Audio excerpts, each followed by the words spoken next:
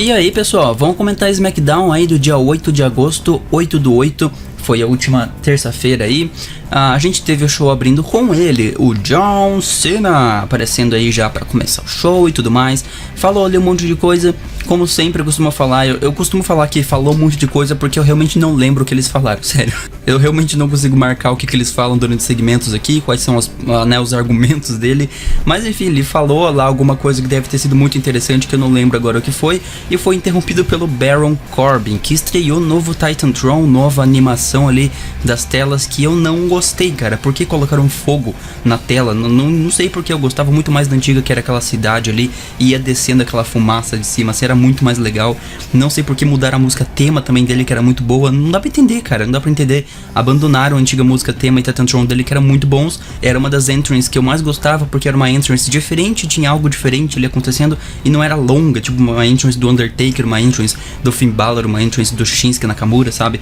Eu gostava da entrance dele, e infelizmente mudaram, não sei porquê. Espero que tenha sido só essa semana, mas é óbvio que não vai ser toda semana a partir de agora. Não gostei, enfim. E na verdade esse segmento todo aqui foi só para marcar uma luta pro SummerSlam, mais uma que não vai valer Championship, que é Baron Corbin e John Cena. Eu falei isso na análise da Raw, cara, estão marcando muita luta que não vale cinturão, que não vale nada, só pra fazer os superstars aparecerem ali mesmo. E mesmo com o show tendo 4 horas de duração, eu acho que não vai ser suficiente pra fazer todas as lutas de um jeito decente. Então a gente tá vendo muitas lutas sendo marcadas e elas vão ser lutas curtas, tenho quase certeza que vão ser lutas curtas.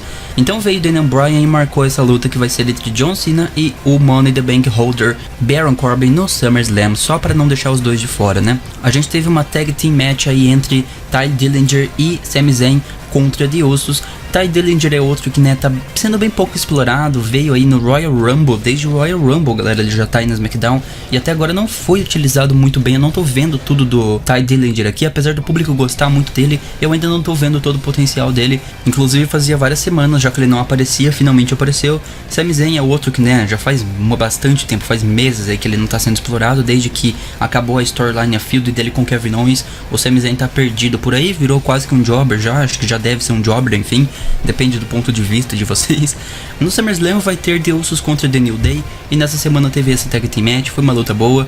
The Usos acabaram vencendo, o que foi surpreendente, porque essa SmackDown aqui, assim como a última Raw, foi em Toronto, e como a gente sabe, Tye Dillinger e Sami Zayn são do Canadá, eles são canadenses, então na hora que eles fizeram a entrance dele, o público foi a loucura ali, porque são dois canadenses e tal, lutando contra The Usos, mas os The Usos venceram, não deram esse gostinho da vitória pros dois só porque eles são canadenses, né, colocar os dois pra vencer em Toronto. Inclusive teve uma pequena referência ali ao Montreal Screwjob, cara, olha só que diferentão isso. Eu não lembro de uma vez que eles referenciaram o Montreal Screwjob em um show da WWE. O The Usos falou ali abertamente, falando ali, fez uma pequena referência, de uma piada assim, sobre o Montreal Screwjob, porque eles estão no Canadá e tudo mais.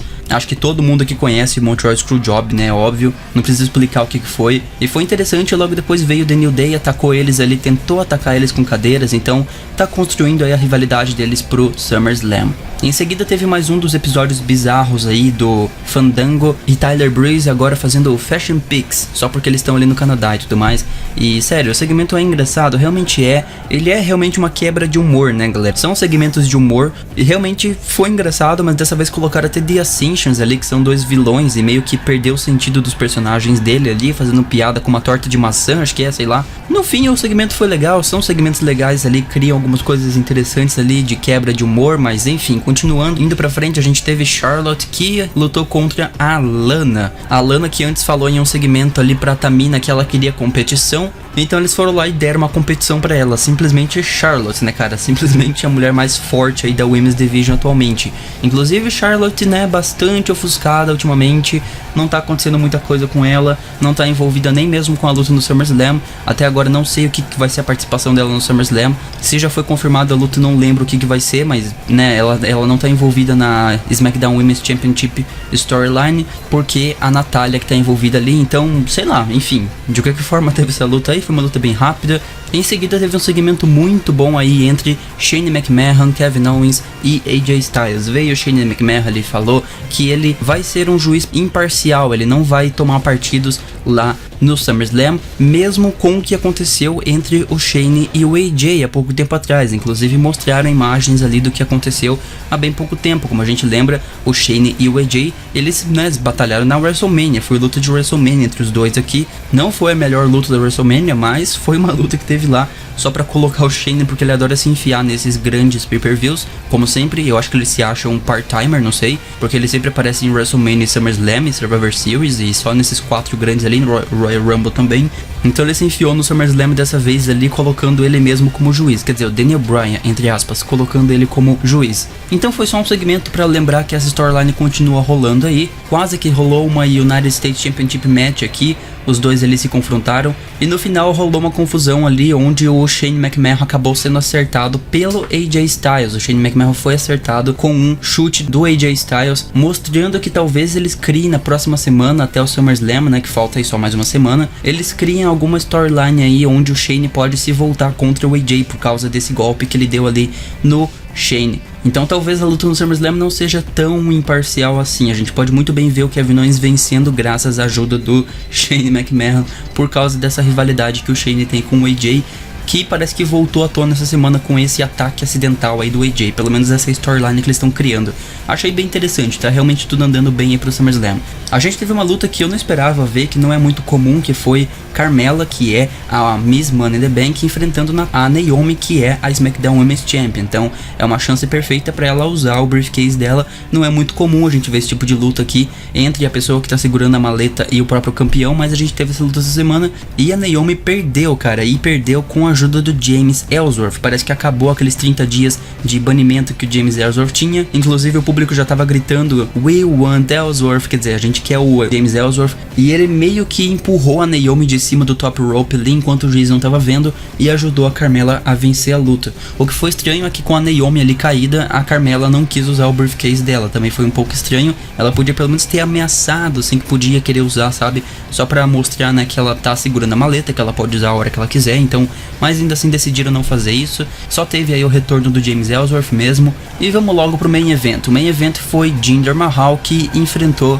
Randy Orton, mais uma vez, né, os dois aí que já se enfrentaram tanto em uma grande match. Olha só, se vocês não sabem o que é uma grande match, eu também não lembrava esse termo. Uma grande match é simplesmente uma luta entre dois competidores que tem uma grande rivalidade, é só isso mesmo que significa. Então teve essa luta aí, foi uma luta muito legal também. Quebraram a mesa dos comentaristas ali e tal, quer dizer, mostrando que eles ainda não abandonaram essa rivalidade aí deles, apesar de que, como a gente sabe, no SummerSlam a gente vai ver Jinder enfrentando Shinsuke Nakamura. Até agora eles não criaram nenhuma rivalidade entre Shinsuke e Jinder, eles nem mesmo se falaram, nem mesmo se viram até agora, o que é um pouco estranho, porque falta só mais um show até o SummerSlam.